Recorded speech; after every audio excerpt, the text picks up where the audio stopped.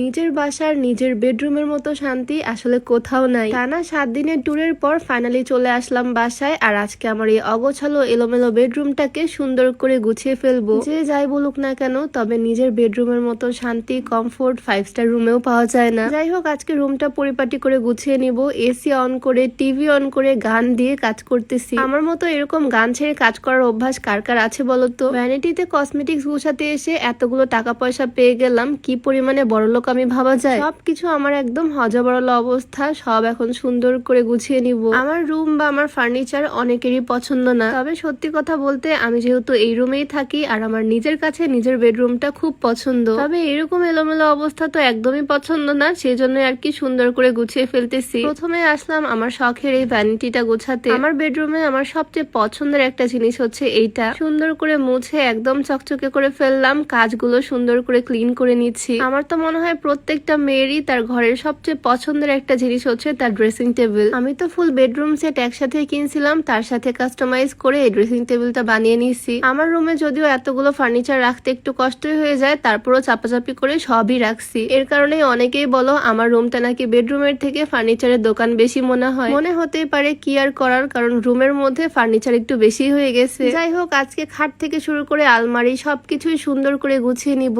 তবে তার আগে এই স্লিমিং টিটা বানাতে চলে আসলাম রান্নাঘরে। এই স্লিমিং টি বানানো একদম ইজি। পানির মধ্যে 1 চামচ স্লিমিং টি দিয়ে ফুটিয়ে নিলেই হয়ে যায়। রেগুলার সকালে খালি পেটে আর রাত্রেবেলা ঘুমাতে যাওয়ার আগে এই স্লিমিং টিটা খেতে হবে। খুব সহজেই মাসে 5 থেকে 7 কেজি পর্যন্ত ওজন কমানো সম্ভব এই স্লিমিং টিটা খেয়ে। বিয়ের পরে স্বাভাবিকভাবে মেয়েরা মোটা হয়ে যায়, আমিও অনেকটাই ওয়েট গেইন করে ফেলছিলাম, তবে এই স্লিমিং টিটা খেয়ে আমি 5 কেজি ওজন কমাইছি আলহামদুলিল্লাহ। এই স্লিমিং টি তোমরা beauty by Lim Facebook page থেকে পাবা। পেজটা আমি ডেসক্রিপশনে মেনশন করে দিব, হোয়াটসঅ্যাপ নাম্বার স্ক্রিনে দেওয়া থাকবে। যাই হোক, আমার ঘর গোছানো কিন্তু এখনো কমপ্লিট হয়নি। আলমারির মাথার উপরে এতগুলো হাবিজাবি। এই প্যাকেটটা খুলতেই দেখি এটার মধ্যে আবার নতুন জার্সি। এইবার ওয়ার্ল্ড কাপের আগে অনেকগুলো নতুন নতুন জার্সি কিনছি নিজের জন্য। তোমরা অনেকেই জানো আমি আর্জেন্টিনার ফ্যান, সেজন্য আর্জেন্টিনার জার্সি আমার থাকবে, এটা তো খুবই স্বাভাবিক। এই যে আমার আর্জেন্টিনার জার্সি গুলো। এবার তো ইরানের জার্সিও কিনছি, মুসলিম কান্ট্রি হিসেবে ইরানকে সাপোর্ট করতেছি। আরেকটা জার্সি নিছি এবার, সেটা হচ্ছে জার্মানির। তোমরা তো জানো তোমাদের ভাইয়া ব্রাজিল সাপোর্ট করে, ওকে যতবারই আমি খেপাতে যাই ততবারই সে বলে জার্মানি নাকি আমাদের আব্বু লাগে। সেজন্য আর কি আব্বু টিমের জার্সিটাও কিনে ফেললাম। আব্বার দলের জার্সি পরেই এখন তার সাথে ঝগড়া করব। তবে যাই হোক না কেন, ফিফার টাইমে এই ছোট ছোট ঝগড়া তর্ক